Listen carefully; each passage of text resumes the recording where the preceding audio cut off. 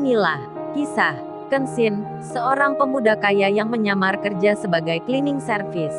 Versi Kaori TV, episode 178. Satu hari terlewati, semenjak Kenshin, kemarin, akan pergi. Kini, di pagi ini, salah seorang wanita, yang tadi malam mengantarnya, menjadi sakit secara tiba-tiba. Dia adalah Kaori. Kaori terlihat saat ini, masuk mobil ayahnya, untuk menuju rumah sakit. Kemudian, melajulah mobil itu. Dengan cepat dan segera, di lain tempat, Kenshin belum mendapat kabar, akan kondisi Kaori saat ini.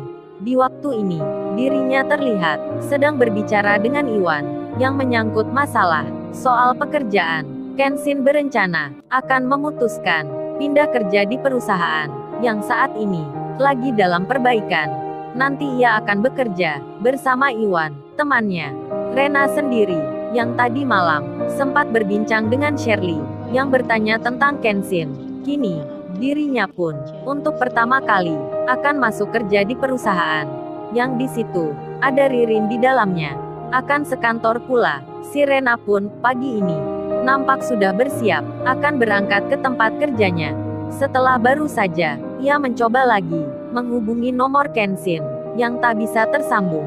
Semenjak tadi malam, di saat bersamaan, setengah jam kemudian, beralih ke wanita lain, yang bernama sama, Rena, si Rena Larazati, yang tak lain, pemilik restoran roti. Di pagi ini, tempat usahanya, didatangi, beberapa orang. Nampak sekali, mereka itu, dari golongan orang yang kaya, yang ternyata, tujuan untuk datang ke tempat ini, memberitahukan tentang sesuatu hal. Saat itu, terjadi percakapan antara Rena dengan orang yang baru datang itu. Seseorang itu berkata, "Mbak Rena, maaf atas kedatangan kami, yang tiba-tiba. Kami di sini ingin menyampaikan sesuatu hal yang agak penting." Si Rena, yang bertanggung jawab di tempat itu, menjadi bertanya, "Iya Pak, ada apa ya memangnya?" Lalu, seseorang itu menjawabnya, "Ini Mbah Rena, maaf sebelumnya. Jika hal ini dirasa begitu tiba-tiba. Sesuatu itu menyangkut masalah tempat ini. 2 bulan lagi, di tanah ini, yang Mbah sewa ini, akan dibangun sebuah hotel. Jadinya, seperti yang Mbah tahu, untuk sewa selanjutnya, gak akan diperpanjang."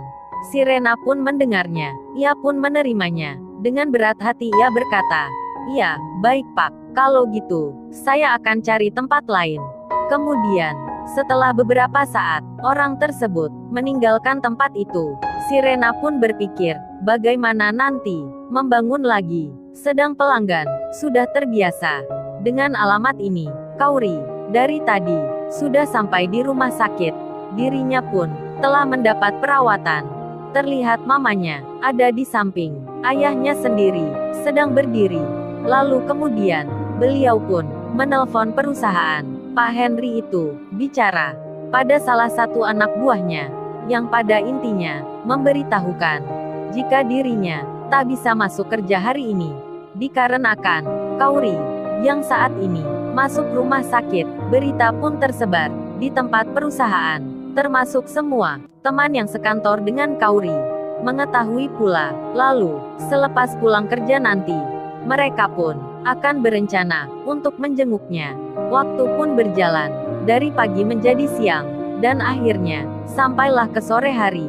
Tempat Kaori dirawat, kini sudah banyak teman yang menjenguknya, termasuk Lala, teman dekatnya. Saat itu, Kaori yang kondisinya agak membaik, ia pun bisa melihat teman-temannya, termasuk sedikit bicara. Lalu, si Lala, yang ada di dekatnya, membisikkan sesuatu ke Kaori. "Hei Kaur, sepertinya, aku tahu sakitmu ini gak akan sembuh dengan cepat, karena penyakit kamu ini, seperti apa yang dialami oleh Boa Hancock, yang ada di film kartun itu loh. Yang terserang sakit, demam, cinta, itu sulit sekali pulihnya, sampai yang bersangkutan datang sendiri ke sini." "Hei hei hei," si Lala masih saja bercanda, menggoda temannya.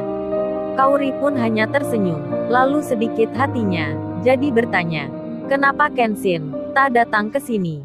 Menit pun berjalan, waktu silih berganti.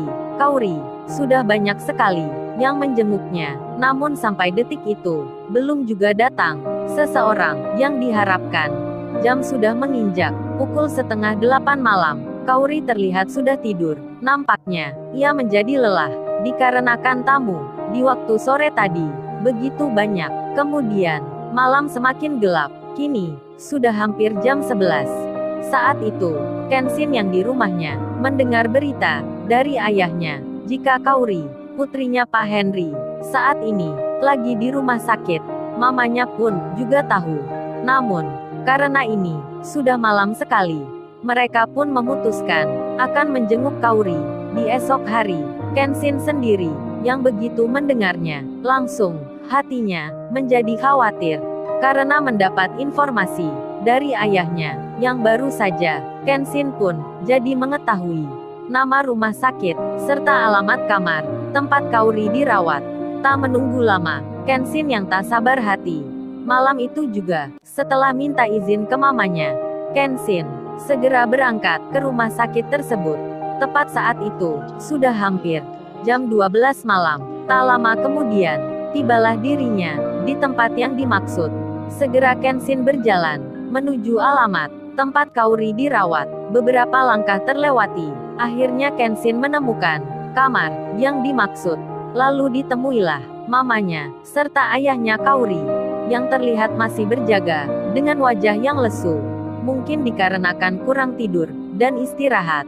Lalu, terkejutlah mereka saat melihat tuan muda ada di depan pintu di malam dini hari ini.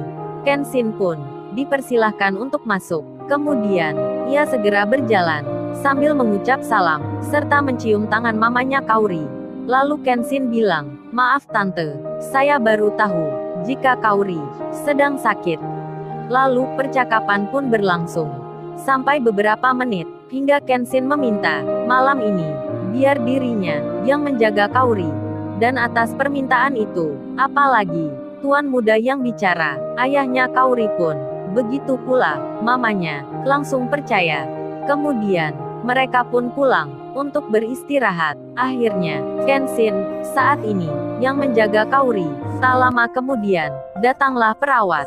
Ketika melihat Kenshin, yang duduknya dekat pintu, agak jauh dari pasien, perawat itu pun lalu bilang, "Maaf sebelumnya, masnya lebih baik menjaganya lebih dekat aja, langsung ke mbahnya, agar kalau istrinya bicara minta sesuatu, bisa langsung dengar."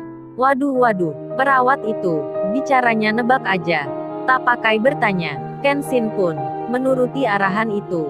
Ia segera memindahkan kursinya. Kemudian, ia duduk, tepat berada di samping Kauri, yang sedang berbaring, dan tertidur.